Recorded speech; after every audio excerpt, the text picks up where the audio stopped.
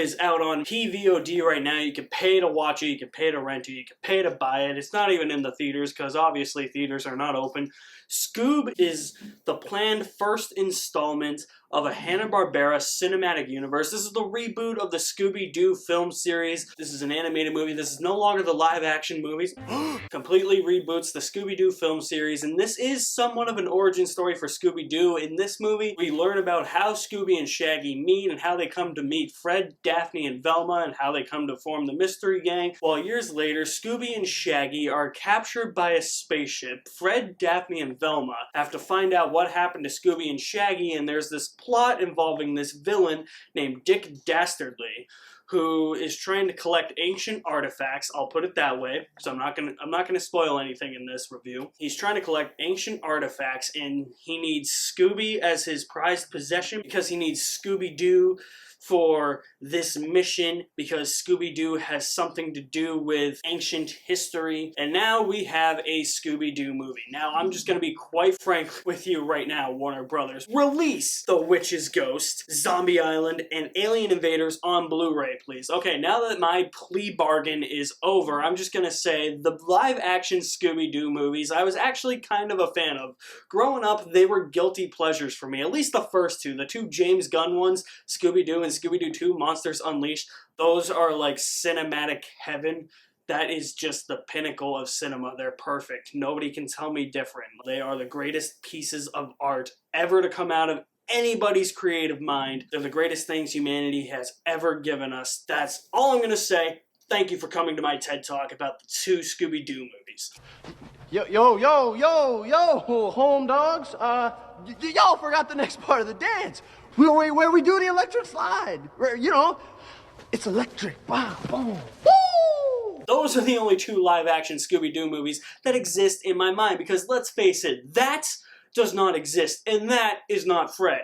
That's Frank. So I was a little bit skeptical, yet optimistic going into Scoob, because the trailers made this look really good, but at the same time, one of the writers of this movie is the dude who wrote that monstrosity. So initially I was skeptical, and even though my optimism was through the roof, the critic reviews weren't that great. Luckily, some fellow YouTubers swayed me to the point of having more optimism, because a lot of them seem to really like it, and I gotta say I disagree with the critics on this one. Scoob is a really fun movie. It's not perfect. No Scooby-Doo movie I don't think is ever going to be perfect. I don't think a Scooby-Doo movie is ever going to be an Oscar winner or anything.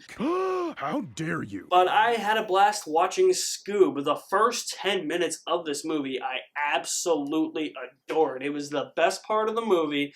It had the most heart. It had the most emotion. It had the most character development in the movie, honestly. And there is quite a bit of character development with Dick Dastardly later on, and some of the side characters like Dee Dee Sykes and Dino Mutt. Blue Falcon's a completely different story. I'll talk about that soon. But that opening sequence, those first 10 or so minutes, honestly captured the spirit and the feel of the classic cartoon and what Scooby-Doo and Shaggy's relationship is all about, and I adored that aspect of this movie. The rest of the movie is really fun. It's got a lot of great humor for kids and adults. As I always say when I'm reviewing an animated movie, it's got to appeal to both kids and adults. Adults are obviously going to want to watch this movie because there was always a TV.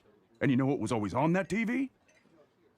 Scooby and the Gang. Almost every adult knows who Scooby-Doo is. I've never heard any adult say they've never liked Scooby-Doo. I mean, if you do, that's a crime to, like, just Scooby-Doo. Like, I would take a bullet for this dog, okay? And then obviously you're gonna have the kids who really don't know who Scooby-Doo is, but they're gonna be fascinated because it's an animated movie, it's geared towards kids, but again, at the same time, adults are gonna love it because it's really that nostalgia trip for them. They grew up with Scooby-Doo. I feel like everybody is gonna love all of the animated scenery and imagery in this movie. This movie is animated so beautifully. I love the bright, vibrant colors that this movie gives off. I love the energy that this movie gives off. Its animation style may not sit well with everybody, but it's animation is so great, and I love the detail. Like there's a sequence where Scooby is sniffing something out, and you can just see like the little like wrinkles and rough bumps on his nose and stuff. It's really amazing what they can do with animation now. And like I said, this movie just captures the heart and soul of the original Scooby-Doo franchise. I was really happy as this movie was playing out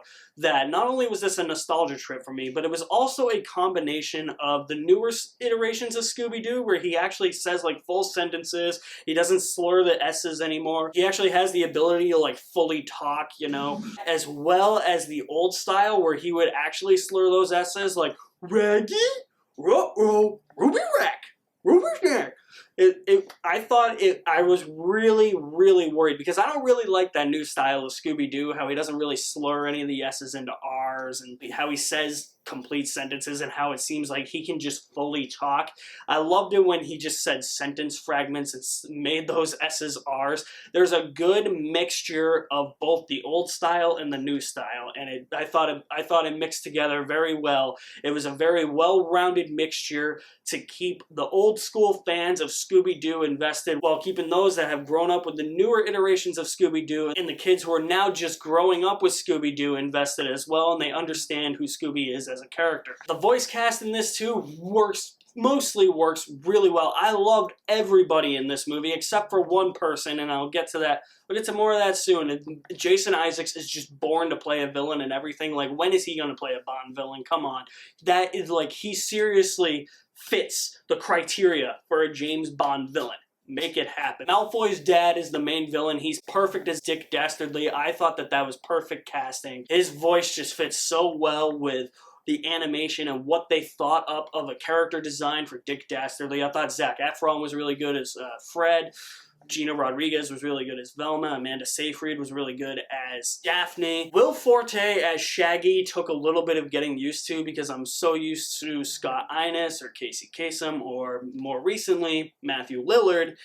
So it did take a little bit of getting used to for Will Forte's voice as Shaggy, but once you get used to it, he does a really good job as Shaggy. Fred Welker does a really good job as Scooby-Doo as well. Where my issues lie with this movie, the biggest weak link of this movie is the character Blue Falcon, and a lot of this has to do with Mark Wahlberg. I hated the character of Blue Falcon. He's the biggest pansy on the planet. He's a sissy. He's a coward. He runs away from everything. He thinks he is a superhero when he's really not. He's just there to crack jokes every time he's on screen, and a lot of this has to do with the fact that it's just Mark Wahlberg voicing Mark Wahlberg. It's Mark Wahlberg doing his Mark Wahlberg-isms in a Scooby-Doo movie, and it never works because Mark Wahlberg still sounds like he's a Boston guy with a Bostonian accent. Why do we keep casting Mark Wahlberg as characters that aren't from Boston? He's at his best when he is playing a character that's from Boston because that's all he's good at, or a cop. Mark Wahlberg was the weak link for me. The character of Blue Falcon I just found to be really such a coward. Every time I saw Blue Falcon, it just put a damper on the screen. I kept thinking to myself, just get him out of here. I don't want him to be a part of this story. I did really not see why he was necessary at first, and Blue Falcon was actually somebody I was really looking forward to, and I was really hoping Mark Wahlberg would bring it, and he really didn't. Like I said, it's just Mark Wahlberg being Mark Wahlberg. Another thing is the story is just kind of Like, I love the fact that they were able to blend together some of the core Scooby-Doo elements while adding this supernatural twist to it. We've been stopping real estate developers when we could have been hunting Dracula? Are you kidding me? My life is meaningless. If there are ghosts, that means there's an afterlife. Heaven, hell. Am I going to hell? We told you every freaking time, but did you ever listen to Scoob and me? No! We're doomed. But sometimes the story just gets lost in its own lore trying to set up a cinematic universe. It's like the Tom Cruise Mummy movie from 2017 that was supposed to spark the dark universe. And there were times where I was just looking and I was just like, why are the main characters the only ones in these scenes? They're like Scooby and Shaggy are in a bowling alley. They're the only ones in that bowling alley. Why? I have no idea. Marmaduke, Marmaduke, Marmaduke. That is the greatest episode of cable TV ever produced. With this movie, we get to relive our love for Scooby-Doo. It's got all the humor. The action set pieces are actually really fun. There's this one that takes place in an abandoned amusement park that I thought was very brilliant. I thought the voice acting for the most part was really good. I really loved the first 10 minutes. I hated Blue Falcon though, and just another side note about Blue Falcon. There's this robot in the movie that kind of reminds me of Dio from The Rise of Skywalker. That thing was more adorable and had more charisma and chemistry with the group than Blue Falcon did. Blue Falcon, and Mark Wahlberg's voice as Blue Falcon, had all the charisma of a parking meter. Then at times, some of the story elements just kind of get lost in their own lore, trying to set up this cinematic universe and trying to set up a interesting supernatural story. And I do like the supernatural elements, it's just kind of gets lost in all that at times. Definitely check out Scoob. This is definitely one worth watching. I disagree wholeheartedly with the critics on this one. I'm going to say you will enjoy Scoob even if you have 3/4 worth of a bucket of popcorn. So that's my review of Scoob. I hope you guys check it out. I think it's going to sit well with audiences. I don't know what critics were thinking on this.